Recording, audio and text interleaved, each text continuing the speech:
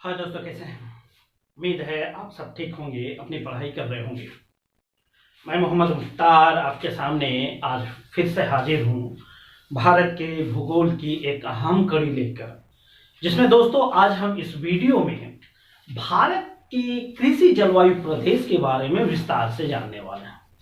हम इस वीडियो में भारत के कृषि जलवायु प्रदेश को हर एंगल से, हर उस बिंदु तक कवर करने वाले हैं जो परीक्षा के दृष्टिकोण से महत्वपूर्ण है। ठीक है दोस्तों, तो मेरे कहने का मतलब आप समझ रहे हैं कि भारत को कृषि जलवायु प्रदेश के आधार पर जो जो भी प्रश्न उभरता है ना, उन सारे को हम इस तरह से सोल्व करेंगे कि आपको बिना रटे, बिना किसी समस्या के याद करने में आसानी होगी। ठीक है, तो बात तो लंबी होती रहेगी। आइए हम मूल मुद्दे पर आते हैं, बात कभी और विस्तार से होगी। आज हम बात करने वाले हैं भारत में कृषि जलवायु प्रदेश पर। आप हमारे पीछे इस तरफ भारत का मानचित्र देख रहे हैं और हमने इस तरह कुछ रेड कलर से कुछ किया हुआ है, इस पे हम बात करेंगे बाद में। पहले हम देख लेते हैं कि इससे जो प्रश्न उभरता है, ऑब्जेक्टिव तो अलग बात है, लेकिन यदि आप पीसीएस का या यूपीएससी का एग्जाम दे रहे होते हैं तो सब्जेक्टिव आंसर आपको लिखना पड़ता है। और जब सब्जेक्टिव आंसर लिखना पड़ता है तो आप भूमिका से स्टार्ट करते हैं कि डायरेक्ट मूल मुद्दे पे तो आ नहीं जाते। तो भूमिका पे आपको दो चार बातें याद रखनी चाहिए, वो ऑब्जेक्टिव में भी काम आता है। तो देखिए, बड़े ध्यान से आपको वीडियो सुनना है और एंजॉय करते हुए आगे बढ़ना है। लेकिन हाँ, आपकी जानकारी के लिए हम बता दें या फिर आपको आगाह कर दें कि इस वीडियो को समझने में आपको तब और आसानी होगी जब आपको भारत का मानचित्र अच्छी तरह मन मस्तिष्क में बैठा होगा। तो आपसे निवेदन है कि आप जिस भी तरह से, हालांकि जब भारत का भूगोल मैंने स्टार्ट किया तो पहला 2 वीडियो मैंने इसी पर बनाया है। पहला वीडियो में हमने भारत का मानचित्र कैसे बनाना है वो बताया है मैंने। दूसरा वीडियो में भारत के राज्यों को दिखाने का हमने प्रयास किया है। तो उम्मीद है आपने देखा होगा। अगर आपने नहीं देखा है तो भारत का भूगोल जो प्लेलिस्ट है उसमें जाइए और पहला वीडियो से स्टार्ट कीजिए, आपको क्रमशः सारे वीडियो मिल जाएंगे।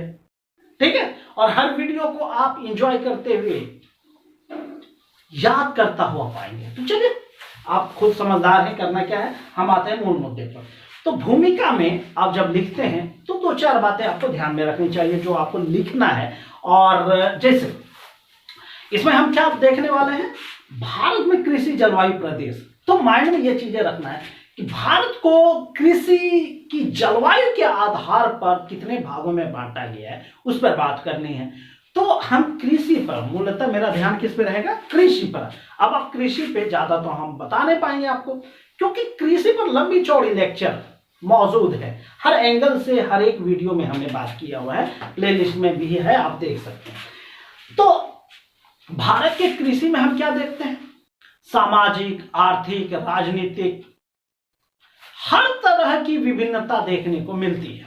दूसरी बात और देखते हैं कि कृषि में नियोजन के लिए योजना आयोग ने भारत को 15 कृषि जलवायु क्षेत्र में बांटा है। अब एक वाक्य में देखिए कई सारी बातें आ गई। कृषि में नियोजन के लिए योजना आयोग ने भारत को 15 कृषि जलवायु क्षेत्र में बांटा है। अब देखिए, इसे कई सारे टॉपिक उभर कर सामने आए। चले पहले मैं टॉपिक को एक एक करके लिख देता हूं, फिर मैं आगे बढ़ूंगा। ठीक है, पहला टॉपिक क्या देखा, भारत की कृषि में सामाजिक,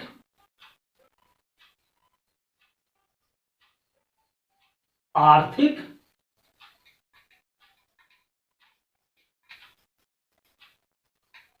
राजनीतिक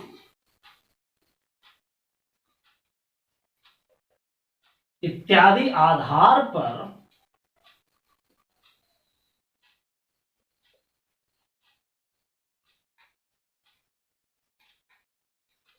असमानता पाई जाती है। तो यहां पर इतना लंबी चौड़ी आपको बातें ध्यान में नहीं रखनी है, बल्कि आप इसका पूरा सेंटेंस आप इससे भी अच्छा सेंटेंस बना सकते हैं। इस चीज को आप याद रख लीजिएगा। असमानता, भारत की कृषि में असमानता पाई जाती है। अब किस तरह से असमानता पाई जाती है, एक दो बार सिर्फ इनको, इस वाक्य को देख लीजिएगा तो मस्तिष्क में बैठ जाएगा। दूसरी बात, भारत को कृषि जलवायु प्रदेश में जो बांटा गया है, किस लिए बांटा गया भैया? कृषि में नियोजन के लिए।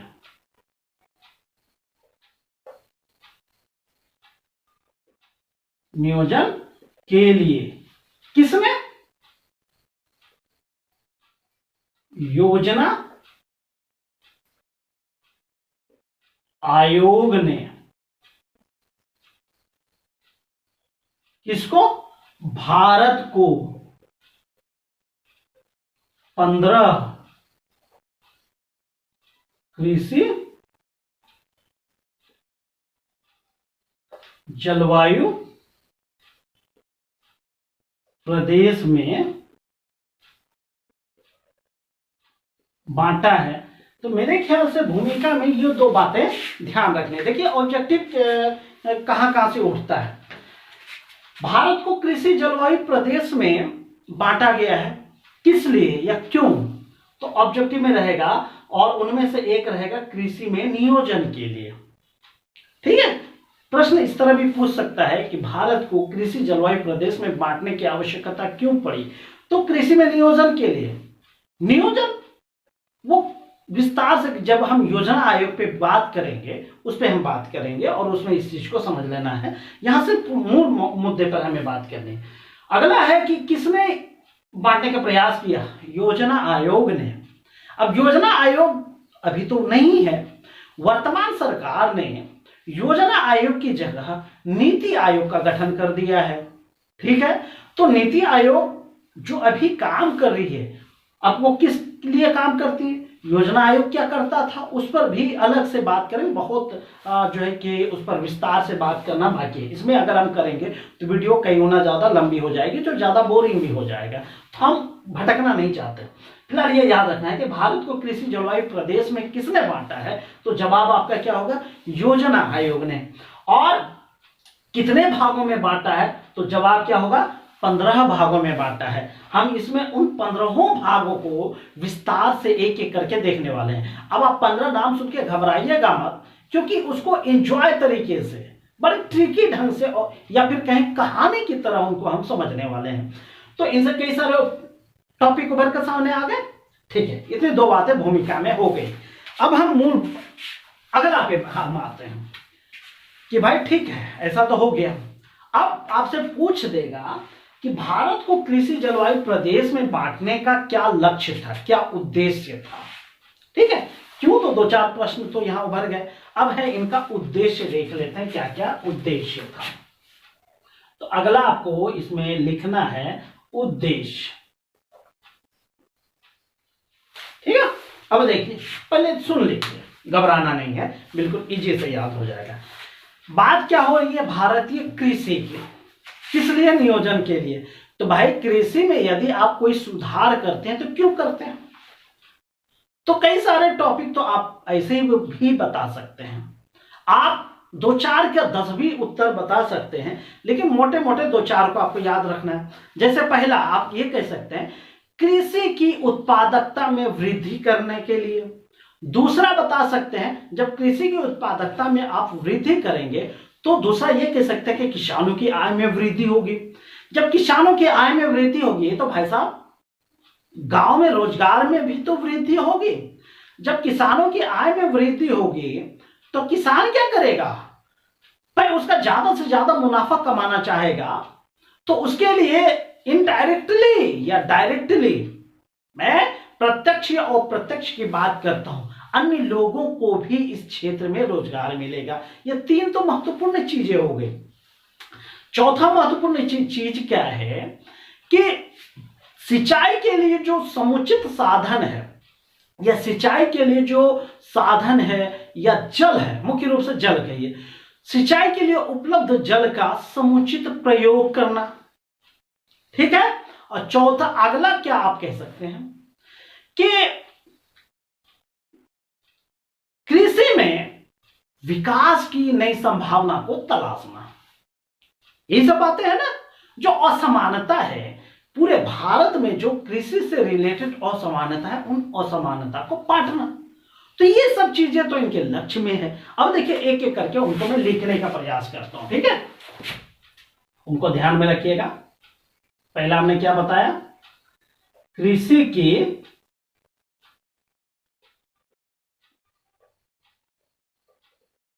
उत्पादकता में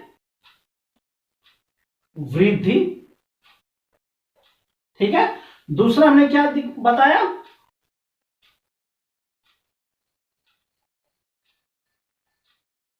किसानों की आय में वृद्धि। तीसरा क्या बताया,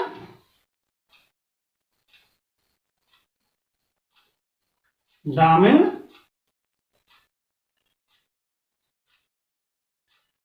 रोजगार में वृद्धि। चौथा क्या बताया हमने,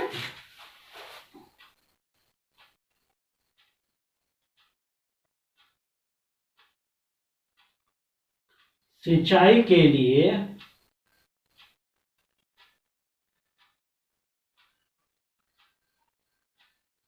उपलब्ध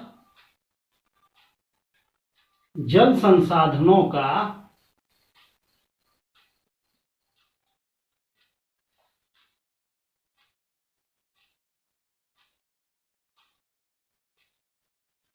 समुचित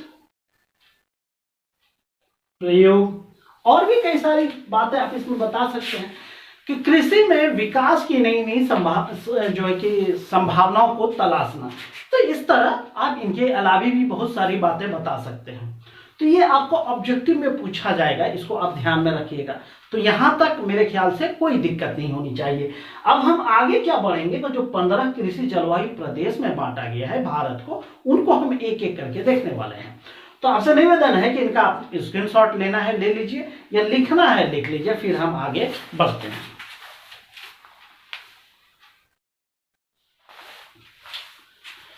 आइए दोस्तों, अब हम बढ़ते हैं कि भारत को 15 कृषि जलवायु प्रदेश में बांटा गया है। ये भी आपको माइंड में रखना है कि कितने जलवायु प्रदेश में बांटा गया है, 15। अब उनको हम एक एक करके देखने वाले हैं।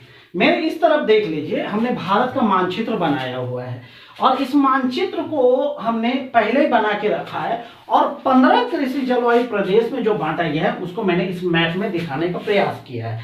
अब हम आपके सामने एक एक करके उनको बताने वाले हैं, क्योंकि अगर मैं आपके सामने बनाता तो वीडियो और ज्यादा बड़ा हो सकता था। तो हमने मेहनत को कम करने के लिए पहले बना रखा है, ठीक है। अब आप ध्यान से हमारी बात को एक एक करके सुनेंगे, और मुझे कोशिश है कि एंजॉय करते हुए आप पूरा याद कर पाएंगे और फिर आप चुटकियों में हल कर लेंगे।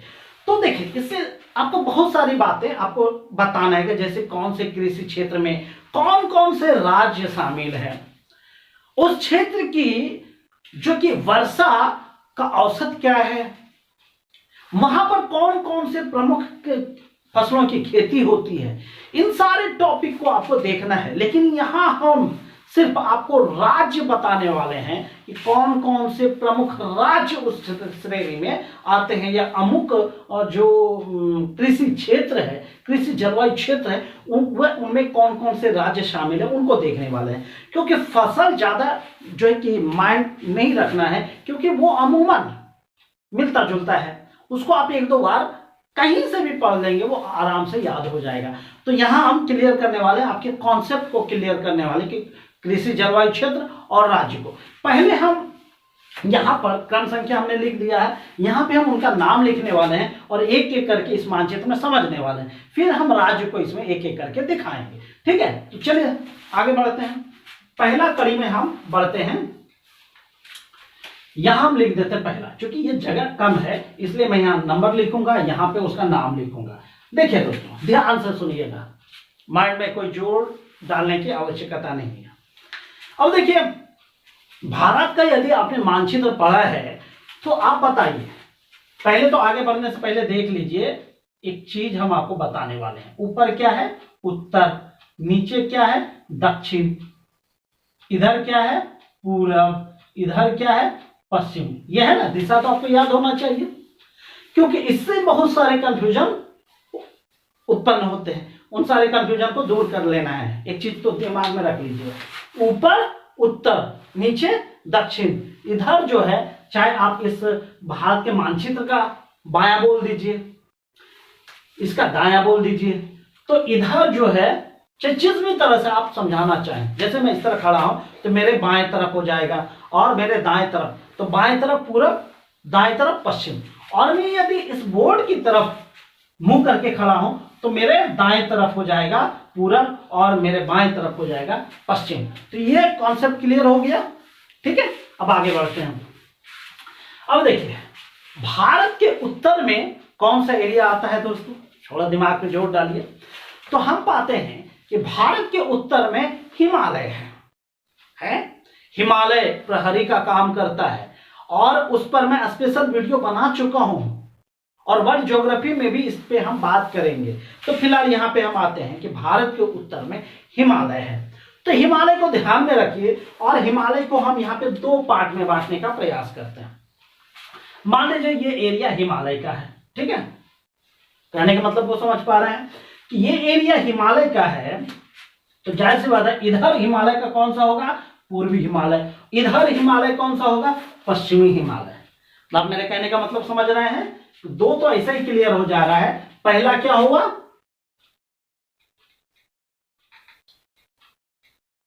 पश्चिमी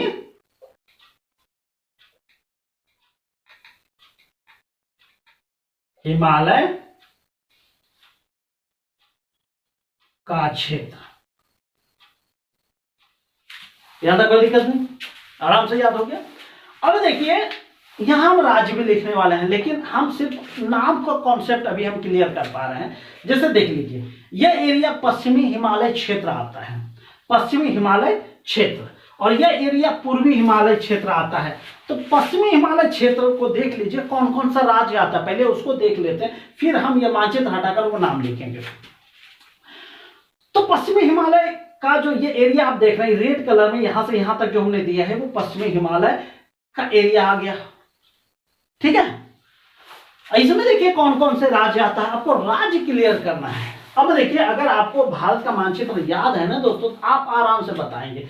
सबसे ऊपर क्या होता है? सबसे ऊपर है लद्दाख, जो केंद्र शासित प्रदेश है। उसके नीचे क्या है? जम्मू कश्मीर। उसके नीचे और आइए, यहां पे जब आप आएंगे तो वो क्या आ जाता है? हिमाचल प्रदेश। और उसके नीचे और बढ़िए, इस एरिया में इधर बढ़िए, तो कौन सा राज्य आ जाता है? उत्तराखंड। यहां तो कोई दिक्कत नहीं, एक बार और देख लीजिए, लद्दाख, जम्मू कश्मीर, हिमाचल प्रदेश, उत्तराखंड। ये चीजें मैं लिखूंगा अभी राज्य वाले सेक्शन में, अभी सिर्फ नाम को देखना है। अब आइए बढ़ते हैं दूसरे की तरफ। दूसरा आपने देखा कि हिमालय को हमने दो पार्ट में बांटा, पश्चिमी हिमालय क्षेत्र, और दूसरा क्या हो जाएगा दोस्तों? दूसरा वाला ये हो जाएगा। तो जब इधर वाला पश्चिमी हिमालय क्षेत्र हुआ, तो बाकी वाला कौन सा हो जाएगा हिमालय का? पूर्वी हिमालय क्षेत्र। पूर्वी हिमालय का क्षेत्र। ये दोनों याद हुआ कि नहीं हुआ? आराम से याद हो गया। अब आप भूलेंगे नहीं इस चीज को। पश्चिमी हिमालय का क्षेत्र, पूर्वी हिमालय का क्षेत्र। अब आगे बढ़े, इससे पहले हम देख लेते हैं कि पूर्वी हिमालय क्षेत्र के अंतर्गत कौन कौन से राज्य आते हैं। देखिए, पूर्वोत्तर भारत के जो भी राज्य है, याद रखिए मैं क्या कह रहा हूं, पूर्वोत्तर भारत के जो जो भी राज्य, देख लीजिए, इधर पूरब, इधर उत्तर, बीच वाला, तो इस तरह अगर खींचेंगे तो ये वाला एरिया जो है पूर्वोत्तर भारत कहा जाता है। इसमें जो जो भी राज्य आता है वो पूर्वी हिमालय क्षेत्र के अंतर्गत आता है। अब आप देखिए, एक एक करके देख लीजिए कौन कौन से राज्य आता है, उसको देखते हैं। ये जो छोटा सा ऊपर दिख रहा है वो कौन सा है? सिक्किम। आगे बढ़ते हैं, ये हो गया सिक्किम। यहां से जब इस तरह जाते हैं तो ये क्या हो गया, अरुणाचल प्रदेश। उससे नीचे आते हैं नागालैंड, उसके नीचे आते हैं क्या हो गया, मणिपुर, उसके नीचे आते हैं मिजोरम, ये क्या हो गया, त्रिपुरा, ये क्या हो गया, मेघालय, बीच वाला हिस्सा असम हो गया। और आप देखेंगे कि पश्चिम बंगाल का एक एरिया यहां पे आता है, वो भी आता है। ठीक है, तो मुख्यतः अगर राज्य आपसे पूछा जाए तो मुख्यतः यही राज्य है, सिक्किम, अरुणाचल प्रदेश, नागालैंड, मणिपुर, मिजोरम, त्रिपुरा, मेघालय, असम, ये राज्य मुख्य रूप से इसमें आता है पूर्वी हिमालय क्षेत्र के अंतर्गत। ठीक है, दो क्लियर हो गया। मुझे पूरा विश्वास है कि आप अब भूलेंगे नहीं। अब आइए, अब बढ़ते हैं तीसरे नाम की ओर। ठीक है, अब तीसरा नाम देखिए, ध्यान से देखिएगा दोस्त, बिल्कुल घबराना नहीं है। अब देखिए, एक चीज मैं दिखाने का प्रयास करता हूं, यहां पे गंगा नदी का उद्गम होता है,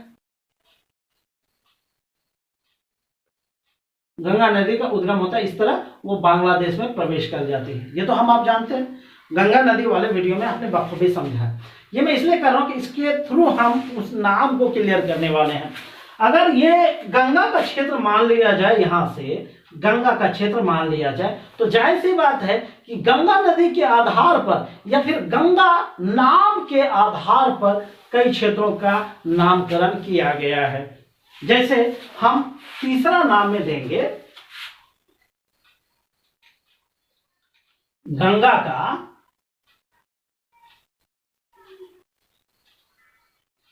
निचला मैदान,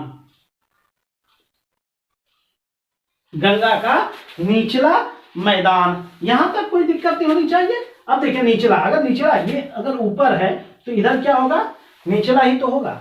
तो ये वाला एरिया जो ये 3 नंबर हम जहां लिख रहे हैं, ठीक है, ये इस तरह से आता है, रेड कलर में आप देख रहे हैं, पश्चिम बंगाल के एरिया को कवर करता है, मुख्यतः पश्चिम बंगाल का एरिया। तो पश्चिम बंगाल का जो एरिया है मुख्यतः वो गंगा का निचला मैदान में आता है। आपको दिख रहा है कि बड़े एंजॉय करते हुए आप आगे बढ़ सकते हैं। ठीक है, तो 3 नंबर में हमने जो दिया है ये गंगा का निचला मैदान है। ठीक है, अब इसमें कौन कौन सा आता है, पहला तो पश्चिम बंगाल हो ही गया, लेकिन आप देखेंगे कि ऊपर ये बढ़ा है और ये जो है कि पूर्वी बिहार का कुछ हिस्सा है वो भी आता है गंगा के निचला मैदान में। और अगर बीपीएससी का आप अगर तैयारी करने वाले हैं, मेंस की तैयारी करने वाले, तो भाई साहब समझ जाइएगा, क्योंकि बिहार का कुछ हिस्सा गंगा के निचला मैदान वाले एरिया में आता है। ठीक है, अभी घबराइएगा नहीं, मैं फिर से कह रहा हूं, उनको मैं इधर क्लियर करूंगा, एक एक करके नाम लिखूंगा। यहां सिर्फ आपको नाम देखना है। ठीक है दोस्तों, तो आइए चौथा हम देख लेते हैं। गंगा का निचला मैदान ये हो गया, चौथा हम इसको ले रहे हैं। ठीक है, जब निचला हो गया तो 3 पार्ट में आप मान दिए, निचला, मंझला, ऊपर, नीचे, मध्य, ऊपर, इस तरह आप नाम कर सकते हैं। नाम कर, ये गंगा का निचला मैदान हो गया। तो ये क्या है कि मध्य गंगा का क्षेत्र, इसको बोल दीजिए 4 नंबर में मध्य गंगा का क्षेत्र। यहां तो कोई दिक्कत नहीं, मध्य गंगा का क्षेत्र। अगर हम निचला हो गया, गंगा का निचला मैदान हो गया, तो उससे ऊपर बढ़ेंगे तो मध्य गंगा का मैदान होगा।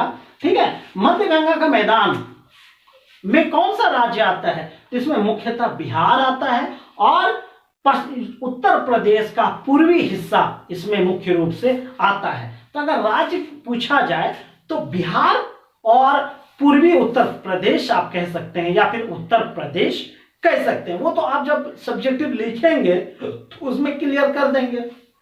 तो भाई चौथा हो ही गया, 5वां देख लेते हैं। मध्य हो गया, ऊपरी गंगा का क्षेत्र। 5वां आराम से याद हो गया। 5वां आप कहां है वो देख लेते हैं। 5वां ये वाला एरिया, ठीक है, इसको अब मैं हटाने वाला हूं। ठीक है,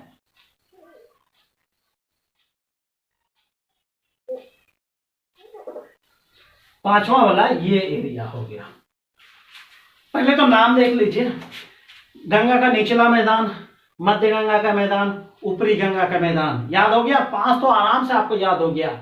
पश्चिमी हिमालय का क्षेत्र, पूर्वी हिमालय का क्षेत्र, गंगा का निचला मैदान, मध्य गंगा का मैदान, ऊपरी गंगा का मैदान। यहां तक कोई दिक्कत नहीं। ऊपरी गंगा का मैदान में कौन कौन सा राज्य आएगा भाई साहब देख लीजिए। जब उत्तर प्रदेश का पूर्वी हिस्सा इधर आ गया तो पश्चिमी हिस्सा तो जाएगा उधर, तो पश्चिमी उत्तर प्रदेश आप बोल सकते हैं, या फिर उत्तर प्रदेश आप मुख्य रूप से इसमें बोल सकते हैं। और इसके अलावे ये जो उत्तराखंड है, उत्तराखंड का कुछ हिस्सा, नाम मात्र का हिस्सा इस एरिया में आता है। वह यहां से आपको राज्य याद दिला रहे हैं, राज्य पे फोकस कीजिए, वो हम आगे हम लिख देंगे, लेकिन यहां सिर्फ आपको राज्य देखना है। कौन सा है? उत्तर प्रदेश।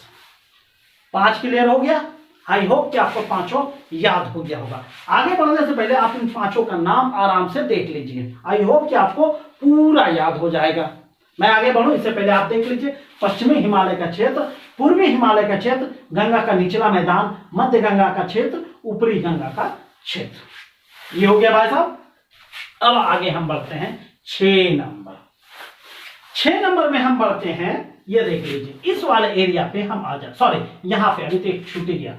6 नंबर पे आते हैं। 3 4 5 6। 6 में देखिए, अब ऊपरी गंगा का मैदान, यहां तो गंगा वाला एरिया खत्म हो गया, लेकिन गंगा से ही रिलेटेड आप ध्यान में रखिएगा, ये एक पूरी लाइन में है, एक पूरी लाइन में है, तो इसको भी गंगा से ही रिलेटेड नाम रखा गया है। वो नाम हम यहां लिख देते हैं। ट्रांस गंगा का मैदान। ट्रांस गंगा का मैदान बोलिए या क्षेत्र बोलिए। अब ट्रांस गंगा का मैदान इस तरह रहेगा, या ऑब्जेक्टिव में अगर आपसे उत्तर पूछा जाएगा तो कई बार होता है क्या, ट्रांस गंगा का क्षेत्र हटाकर उस जगह दे देगा यमुना और सतलज का क्षेत्र, यमुना सतलज का क्षेत्र दे देगा। ठीक है, तो ये भी आप याद में रख लीजिए ब्रैकेट में, यमुना सतलज क्षेत्र। इसलिए कि इस हिस्से में भारत की 2 प्रमुख नदी मुख्य रूप से बहती है। वो जब आप सिंधु वाला चैप्टर देखेंगे, सिंधु अपवाह तंत्र के जब आपने वीडियो देखा होगा तो उसमें देखा होगा सिंधु नदी तो यहां से इस तरह चलती है और वो पाकिस्तान में होकर बहती है, लेकिन इधर से कई सारी नदियां जाती है, उसमें मिलती है, जिनमें यमुना और सतलुज नदी प्रमुख सहायक नदी है। ठीक है, तो इसलिए उस आधार पे आप इसको यमुना सतलुज क्षेत्र भी कह सकते हैं। तो भाई ये तो नाम हो गया, गंगा का निचला मैदान, मध्य गंगा का मैदान, ऊपरी गंगा का मैदान, ट्रांस गंगा का मैदान या ट्रांस गंगा का क्षेत्र बोल दीजिए। अब रही बात, अगर आपसे राज्य पूछा जाए कि कौन कौन सा राज्य इसमें आता है, तो देख लीजिए यहाँ पे कौन कौन सा राज्य है भाई साहब। ये तो क्या, लद्दाख, जम्मू कश्मीर, यहाँ पे हिमाचल प्रदेश है। हिमाचल प्रदेश से जब आप सटा हुआ देखते हैं तो ये वाला हिस्सा पंजाब हो जाता है। उसके बाद क्या होता है, हरियाणा हो जाता है। हरियाणा और पंजाब के बीच में एक केंद्र शासित प्रदेश आता है और वो चंडीगढ़ है। और हरियाणा और यूपी से लगा हुआ एक केंद्र शासित प्रदेश या फिर कहें भारत का कैपिटल यानी राजधानी, वो दिल्ली भी आता है। तो क्लियर हो गया, पंजाब, हरियाणा, चंडीगढ़, दिल्ली, ये प्रमुख हिस्सा जो है वह ट्रांस गंगा वाले क्षेत्र में आता है। आई होप कि आपको पूरा क्लियर हो गया। अब आइए 7 नंबर पे हम बढ़ते हैं। 7 नंबर हम इस एरिया में आते हैं जो बीच वाला एरिया दिख रहा है। फिर से मैं आपको इस वाले मैप पे ले जाना चाहता हूं कि भारत के इस दिशा में पूर्व है और इस दिशा में पश्चिम है, ऊपर उत्तर है, नीचे दक्षिण है। यहां तक कोई दिक्कत नहीं होनी चाहिए। फिर से एक बार देख लीजिए, इस दिशा में पूरब, इधर पश्चिम, ऊपर उत्तर, नीचे दक्षिण, यहां तक कोई दिक्कत नहीं होनी चाहिए दोस्तों। अब आइए देखते हैं 7 नंबर इसको देते हैं। जब मैंने कहा इस चीज को ध्यान में रखे तो आराम से आप देख सकते हैं। तो ये हिस्सा क्या है, दिशा को ले लीजिए, पूर्वी पठार एवं मैदान, सॉरी मैदान नहीं बोलिए, पूर्वी पठार एवं पहाड़, इस तरह बोल दीजिए। ठीक है, पूर्वी पठार एवं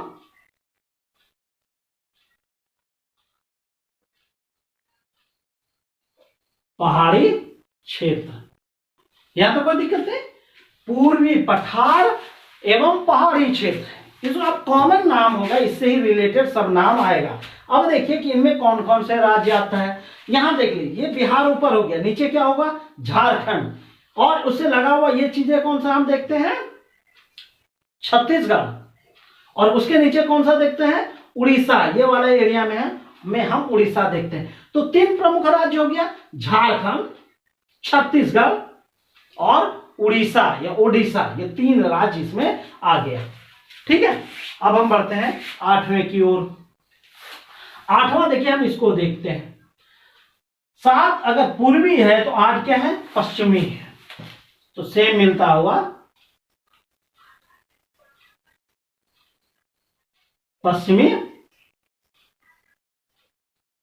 पठार एवं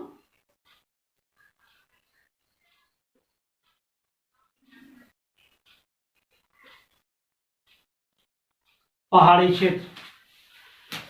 अब इनसे मिला जुला, यहां पे हो गया 7 नंबर पूर्वी पठार एवं पहाड़ी क्षेत्र, ये हो गया 8 नंबर पश्चिमी पठार एवं पहाड़ी क्षेत्र। अब देखिए यहां पे कौन कौन सा राज्य आता है, इस चीज को आप देखिए। पश्चिमी पठार एवं पहाड़ी क्षेत्र, ये वाला हिस्सा जो है मुख्यतः महाराष्ट्र वाला एरिया है। ये एरिया मुख्य रूप से महाराष्ट्र वाला एरिया है, इसलिए चूंकि इनका अधिकांश या लगभग पूरा हिस्सा महाराष्ट्र के एरिया को कवर करता है, इसलिए कई बार इसको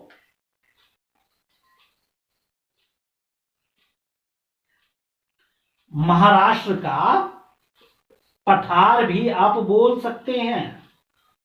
तो ऑब्जेक्टिव यदि आप उत्तर दे रहे हैं तो इसको आप कॉन्सेप्ट क्लियर कर लीजिएगा कि पश्चिमी पठार एवं पहाड़ी क्षेत्र को महाराष्ट्र का पठार के नाम से भी जाना जाता है। तो 8 क्लियर हो गया, आई होप कि आपको पूरा क्लियर हो गया होगा यहां तक। अब बढ़ते हैं 9 नंबर, इसको हम देते हैं 9 नंबर। देखिए 9 नंबर में क्या है कि इस चीज को देखिए, भारत के सेंटर में स्थित है, भारत के मध्य में स्थित है। अब ये मध्य शब्द जो हमने कहा है, थोड़ा उस पर गौर कीजिए कि मध्य शब्द से रिलेटेड एक राज्य का नाम है, मतलब एक राज्य के नाम की शुरुआत मध्य से होती है, और वो राज्य है मध्य प्रदेश। तो जाहिर सी बात है, ये कौन सा एरिया हो जाएगा दोस्तों, थोड़ा सा गौर कीजिए। अगर मध्य प्रदेश राज्य है तो फिर उसके नाम पर कौन सा होगा, तो जाहिर सी बात है मध्य प्रदेश और मध्य पठार, कौन सा हो जाएगा, मध्य पठार। यहां तक कोई दिक्कत नहीं, मध्य प्रदेश या मध्य प्रदेश और उससे रिलेटेड मध्य पठार, कंफ्यूजन हो जाती है बोलने में।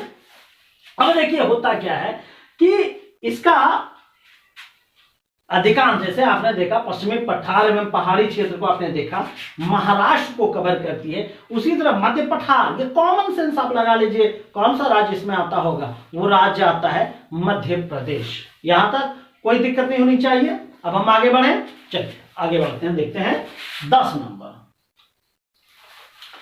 9 पर हो गया, 10 नीचे हम दे देते हैं, यहां तक कोई दिक्कत नहीं हुआ। 10 नंबर में देखिए, नीचे भारत के नीचे की तरफ कौन सा दिशा होगा, अब खुद बोल दीजिए।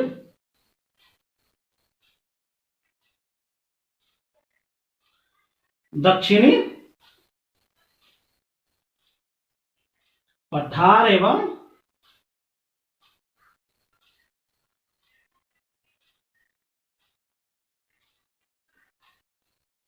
पहाड़ी क्षेत्र, दक्षिणी पठार एवं पहाड़ी क्षेत्र। अब देखिए यह भारत के दक्षिण में स्थित है, क्या पूरी तरह से दक्षिण में है, नहीं, दक्षिणी क्षेत्र की बात हमने कहा है।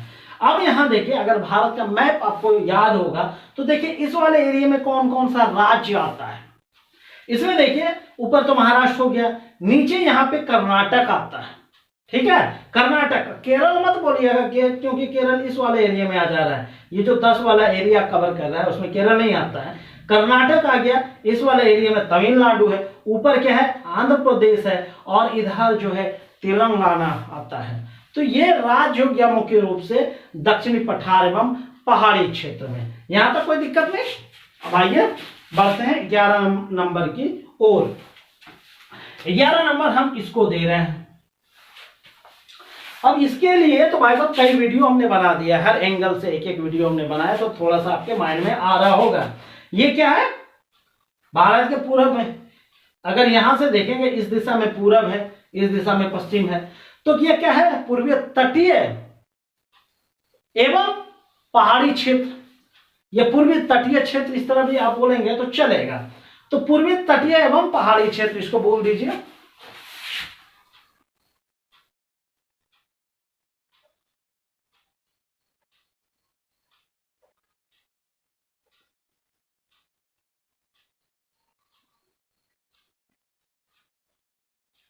पहाड़ी क्षेत्र, यहां तक कोई दिक्कत नहीं दोस्तों, ठीक है। 10-11 नंबर हो गया। अब देखिए चलिए राज्य भी देखते जा रहे हैं, कौन कौन सा राज्य इसमें आ रहा है, ये इस एरिया में कौन कौन सा राज्य। ये जो आप रेड कलर यहाँ देख रहे हैं, ये पूरा को लेना है। रेड कलर के बाद वाला जो हिस्सा है, ये वाला जो आप देख पा रहे हैं, इसको आपको देखना है, ठीक है, यहां तक। तो ये वाला हिस्से में कौन सा देख रहे हैं, पश्चिम बंगाल है। ये वाला हिस्सा कौन सा है, उड़ीसा। उसके बाद हम आ जाते हैं यहाँ पे आंध्र प्रदेश, उसके बाद आ जाते हैं नीचे तमिलनाडु। तो ये प्रमुख राज्य आता है पूर्वी तटीय एवं पहाड़ी क्षेत्र में, ठीक है। उसी तरह हम आते हैं, इसको देते हैं 12 नंबर, इसके अपोजिट, इसके ठीक विपरीत नाम इसका देना है। और इसका विपरीत नाम क्या होगा, अगर ये पूर्वी तटीय एवं पहाड़ी क्षेत्र है तो इसका क्या होगा, पश्चिमी तटीय एवं पहाड़ी क्षेत्र। चूंकि जगह कम होता जा रहा है इसलिए आप खुद ब खुद यह नाम लिख लीजिए, पश्चिमी तटीय एवं पहाड़ी क्षेत्र। अब इसमें देखिए कौन कौन से राज्य आएगा, इसमें कौन कौन से राज्य आ जाएगा। यहां देखिए इधर इधर तो ये गुजरात वाला एरिया हो गया, महाराष्ट्र है, महाराष्ट्र वाला एरिया भी कवर कर रहा है। तो महाराष्ट्र, गोवा, कर्नाटक, केरल, ये राज्य आ गया। फिर से महाराष्ट्र, गोवा, कर्नाटक, केरल, ये प्रमुख राज्य जो है आता है पश्चिमी तटीय एवं पहाड़ी क्षेत्र में, ठीक है, कोई दिक्कत नहीं। 12 नंबर हो गया। चले मैं लिख देता हूं।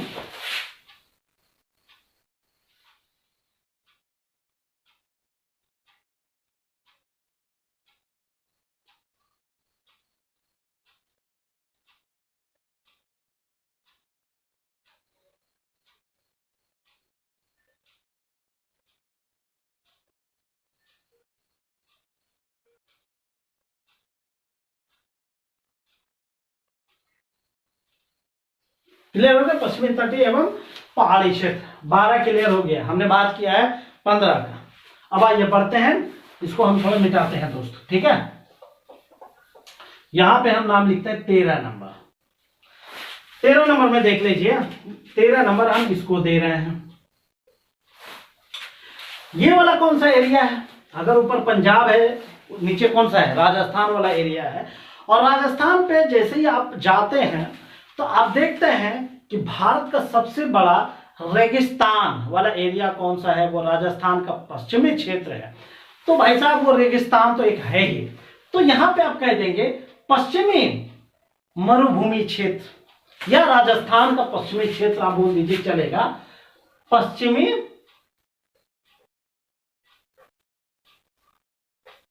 मरुभूमि क्षेत्र, कोई दिक्कत है, पश्चिमी मरुभूमि क्षेत्र हो गया। अब पश्चिमी मरुभूमि क्षेत्र कौन सा है भाई साहब, वो तो पश्चिमी राजस्थान में ही है। तो ये इसको पश्चिमी मरुभूमि क्षेत्र या फिर लिख देंगे पश्चिमी राजस्थान का क्षेत्र, तो दोनों चलेगा, ठीक है। अब आइए 14 नंबर में चलते हैं। 14 नंबर में अब आप इसको देख रहे हैं कि भारत के मैप में आप देखिए ये एक राज्य है, पूरा का पूरा राज्य है, पूरा का पूरा राज्य, तो वो कौन सा है, गुजरात का क्षेत्र है ना, गुजरात का क्षेत्र है। जो गुजरात का क्षेत्र है, नाम ही गुजरात है, तो जाहिर सी बात है गुजरात का पूरा एरिया कवर करता है वो, है ना। अब आइए 15 नंबर में हम चलते हैं। 15 नंबर जो देखिए यहाँ पे जो देखता है भारत के केंद्र शासित प्रदेश, इधर है अंडमान निकोबार द्वीप समूह और इधर है लक्षद्वीप। तो द्वीप समूह जो है वह आता है, इसको आप 15 नंबर दे दीजिए और यहां भी 15 नंबर दे दीजिए। तो ये कौन सा हो गया, द्वीप क्षेत्र। तो 15 नाम क्लियर हो गया। अब द्वीप क्षेत्र में कौन कौन सा आएगा, अंडमान निकोबार और लक्षद्वीप समूह, ठीक है। तो इस तरह 15 जो है क्षेत्र हमने इसमें क्लियर कर लिया। फिर से हम सरसरी निगाह से नाम देख लेते हैं, सिर्फ ऊपर, इसको मत देखिए, ठीक है, सिर्फ आपको मैप देखना है, उसको बताने का प्रयास करना है। भाई साहब, ये कौन सा एरिया है? पश्चिमी हिमालय का क्षेत्र। ये कौन सा हो गया? पूर्वी हिमालय का क्षेत्र। ये गंगा का निचला मैदान, ऊपर जाते मध्य गंगा का मैदान। ये क्या है? ऊपरी गंगा का मैदान। और ये क्या है? ट्रांस गंगा का मैदान। ठीक है, क्लियर हो गया। 7 नंबर आइए, पूर्वी पठार एवं पहाड़ी क्षेत्र, पश्चिमी पठार एवं पहाड़ी क्षेत्र, मध्य पठार। दक्षिण में क्या होगा? दक्षिण पठार एवं पहाड़ी क्षेत्र। अब ये 10 हो गया। 11 क्या है? पूर्वी तटीय एवं पहाड़ी क्षेत्र। और ये क्या हो गया? पश्चिमी तटीय एवं पहाड़ी क्षेत्र। ये क्या हो गया? पश्चिम मरुभूमि क्षेत्र। ये क्या हो गया? गुजरात का क्षेत्र। और 2 गो द्वीप समूह है, तो द्वीप क्षेत्र। क्लियर हो गया? कोई दिक्कत नहीं। ये नाम हो गया। अब हम इसको डिलीट करने वाले हैं, इसको हटाने वाला, इसकी जगह हम राज्य का नाम देंगे। तो आप चाहें तो इनका स्क्रीनशॉट ले लीजिए और लिखना चाहे लिख सकते हैं, क्योंकि ये नाम है और वो कहाँ कहाँ किस किस एरिया को कवर करता है उसको इसमें आप क्लियर कर पाएंगे। ठीक है दोस्तों। और ये दोस्तों मैप से क्लियर हो गया। अब उसको हम यहाँ पे क्षेत्र में नाम हमने डाल दिया है ताकि आपको कंफ्यूजन और भी न रहे। आइए एक एक करके देखिए। ये तो अभी हमने बताया ही। अब इसके सामने हमने क्षेत्र बोले या राज्य बोले या फिर जो भी आपको उचित लगे वो चीजें आप यहाँ दर्शा सकते हैं। जिससे पश्चिमी हिमालय क्षेत्र मानचित्र को आप माइंड में रखिए और यहाँ पे देखने का प्रयास कीजिए। सबसे ऊपर है लद्दाख, जम्मू कश्मीर, हिमाचल प्रदेश और उत्तराखंड। ये तो लिया था हमने, हम जल्दी जल्दी बोल दे रहे हैं। ठीक है, पूर्वी हिमालय का क्षेत्र, उधर चले गए। पूर्वी हिमालय का क्षेत्र सिक्किम, अरुणाचल प्रदेश, नागालैंड, मणिपुर, मिजोरम, मेघालय, असम और दार्जिलिंग। हमने कहा था पश्चिम बंगाल का कुछ एरिया ऊपर है, तो ये है पश्चिम बंगाल का दार्जिलिंग। तो इसको भाई साहब माइंड में रखिएगा, क्योंकि यदि आपको ऑब्जेक्टिव में प्रश्न पूछा जाएगा तो कंफ्यूजन पैदा हो जाएगी। तो इस दार्जिलिंग पे खास आप ध्यान रखिएगा। ये चीजें आप इनको वीवीआई आप बोल सकते हैं, वेरी वेरी इंपॉर्टेंट बोल सकते हैं। ठीक है, दार्जिलिंग पूछ देगा किस कृषि जलवायु क्षेत्र में आता है, तो वो हो जाएगा पूर्वी हिमालय क्षेत्र में आता है। चलिए आगे। गंगा का निचला मैदान हमने क्या देख लिया था? नीचे से आया, पश्चिम बंगाल से उठाया हमने, जो है कि पश्चिम बंगाल तो हुआ ही, और बिहार का पूर्वी हिस्सा, पूर्वी बिहार का हिस्सा आ गया गंगा के निचला मैदान में। अब मध्य गंगा का क्षेत्र में हम आए, क्या देखा मैंने? उत्तर प्रदेश और बिहार, क्योंकि बिहार वाला पूरा हिस्सा तो जाता ही है और उत्तर प्रदेश का पूर्वी हिस्सा इसमें आ रहा है। ठीक है, ऊपरी गंगा का मैदान आप देख लीजिए। जब पूर्वी उत्तर प्रदेश मध्य गंगा के मैदान में आ गया तो बचा क्या? पश्चिमी उत्तर प्रदेश। तो पश्चिमी उत्तर प्रदेश और उत्तराखंड का हरिद्वार, इसको भी आप वीवीआई बोल दीजिए भाई साहब, बोल देगा। एक उत्तराखंड आपने कहा देगा? उत्तराखंड चला गया पश्चिमी हिमालय क्षेत्र में, और लेकिन उसका हरिद्वार जो है ना, हरिद्वार याद रखिए, इससे रिलेटेड क्वेश्चन पूछ देता है कि हरिद्वार किस कृषि क्षेत्र में आता है, किस कृषि जलवायु क्षेत्र में आता है। तो वो चीजें आपको कंफ्यूजन नहीं करना है, इसलिए मैंने यहाँ पे आपको बता दें, इनको ध्यान में रखिएगा। हरिद्वार ऊपरी गंगा के क्षेत्र में आता है। ट्रांस गंगा का क्षेत्र एकदम लास्ट चला गया 6 नंबर पे, वो है पंजाब, हरियाणा, चंडीगढ़, दिल्ली और एक गंगानगर, राजस्थान का गंगानगर वाला एरिया। खासकर अगर आप राजस्थान पीसीएस की तैयारी कर रहे हैं या राजस्थान के विद्यार्थी हैं तो आपको ये गंगानगर आपको ध्यान में रखना है भाई साहब। ठीक है, गंगानगर। और गंगानगर किस क्षेत्र में आता है? ट्रांस गंगा का मैदान वाले एरिया में आता है। ठीक है, इसको भी हम यहाँ पे वीवीआई बना दे रहे हैं। ठीक है, अब आइए आगे बढ़ते हैं। पूर्वी पठार एवं पहाड़ी क्षेत्र। पूर्वी पठार एवं पहाड़ी क्षेत्र में कौन कौन सा राज्य आ गया था? झारखंड, छत्तीसगढ़ और उड़ीसा।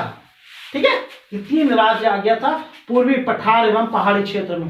अब आइए आगे बढ़ते हैं 8 नंबर में, पश्चिमी पठार एवं पहाड़ी क्षेत्र। पश्चिमी पठार एवं पहाड़ी क्षेत्र हमने क्या बताया था? इसको महाराष्ट्र का पठार भी कहा जाता है। तो क्लियर है कि महाराष्ट्र वाला एरिया इसमें आएगा। लेकिन कई बार होता है क्या, ऑब्जेक्टिव में आपसे पूछ देगा, महाराष्ट्र का पठार तो है ही, पूछ देगा कि निम्नलिखित में से कौन सा एरिया जो है कि पश्चिमी पठारी एवं पहाड़ी क्षेत्र में है। तो वो आपको ये दक्कन का पठार दे देगा। तो इसको भी आप माइंड में सेट कर लीजिएगा, ये भी VVI। ठीक है, अब आइए आगे बढ़ते हैं। मध्य पठार, हमने बताया मध्य नाम में ही क्लियर है, तो मध्य प्रदेश होगा, क्लियर है। लेकिन मध्य प्रदेश में आपको ये देख लेना, कई बार आपको मध्य पठार पूछ देगा, या तो कई जगह दे देता है अरावली मालवा उच्च भूमि क्षेत्र, तो कई जगह दे देगा कि निम्नलिखित में से कौन सा एरिया मध्य पठार के अंतर्गत आता है। तो आप बताइएगा, ये अरावली मालवा उच्च भूमि क्षेत्र जो है वो मध्य पठार के अंतर्गत आता है। क्लियर हो गया। दक्षिणी पठार एवं पहाड़ी क्षेत्र में देख लीजिए, दक्षिणी पठार एकदम नीचे जा रहे हैं, भारत के निचले हिस्से में जा रहे हैं, तो वहां कौन सा है, कर्नाटक, तमिलनाडु, आंध्र प्रदेश और तेलंगाना। क्लियर है। अगला देखते हैं, पूर्वी तटीय एवं पहाड़ी क्षेत्र में देख लेते हैं। पूर्वी तटीय, बंगाल की खाड़ी से सटा हुआ, अभी हमने देखा था, कौन सा होगा, उड़ीसा, आंध्र प्रदेश और तमिलनाडु। ठीक है। अगला देखते हैं, पश्चिमी तटीय एवं पहाड़ी क्षेत्र। पश्चिमी तटीय एकदम अरब सागर से सटा हुआ भारत का हिस्सा आप कह सकते हैं, वो क्या है, महाराष्ट्र, गोवा, कर्नाटक, सॉरी 2 बार हो गया, महाराष्ट्र, गोवा, कर्नाटक, और चूंकि पश्चिमी तटीय है तो यहां पे केरल हो जाएगा। पश्चिमी तटीय एवं पहाड़ी क्षेत्र, गोवा 2 बार हो गया, महाराष्ट्र, गोवा, कर्नाटक और केरल। ठीक है। अब आइए आगे बढ़ते हैं 13 नंबर पे, पश्चिमी मरुभूमि क्षेत्र हमने कहा था, उसको आप राजस्थान का क्षेत्र भी बोल सकते हैं, पश्चिमी राजस्थान का क्षेत्र बोल सकते हैं, पश्चिमी राजस्थान का मरुभूमि क्षेत्र बोल सकते हैं, जो भी बोलिए। तो वो कहां पर स्थित है, पश्चिमी राजस्थान में, या राजस्थान भी बोल दिएगा चलेगा। अब आइए, गुजरात का क्षेत्र, नाम में ही गुजरात है तो गुजरात लिख दीजिए वहां। और अगला हो गया द्वीप क्षेत्र, 15 नंबर में द्वीप क्षेत्र कौन सा होगा भाई साहब, अंडमान, निकोबार और लक्षद्वीप, द्वीप समूह। क्लियर, यहां तक कोई दिक्कत नहीं। आई होप ये आपको वीडियो पसंद आया होगा। कमेंट करके जरूर बताइए कि आपको वीडियो कैसा लगा, और आपको जैसा कि हमने वीडियो के शुरू में ही कहा था कि आई होप कि आपको 50% टॉपिक ऐसे ही याद हो जाएंगे। तो आप कमेंट करके जरूर बताइए कि ऐसा आपके साथ हुआ कि नहीं। अगर नहीं हुआ है तो वीडियो कैसा लगा है वो जरूर बताइए, और इसे जितना ज्यादा से ज्यादा दोस्तों में शेयर कीजिए। अगर आप हमारे चैनल पर नए हैं तो प्लीज हमारे चैनल को सब्सक्राइब करिए, वीडियो को लाइक कीजिए, और जितना ज्यादा से ज्यादा अगर आप शेयर करेंगे तो वो हमारे लिए एक सपोर्ट का काम करेगा। तो आप जीवन में खुशियां हासिल कीजिए, अपने सपनों को उड़ान भरिए। इसी उम्मीद के साथ थैंक यू। जय हिंद, जय भारत।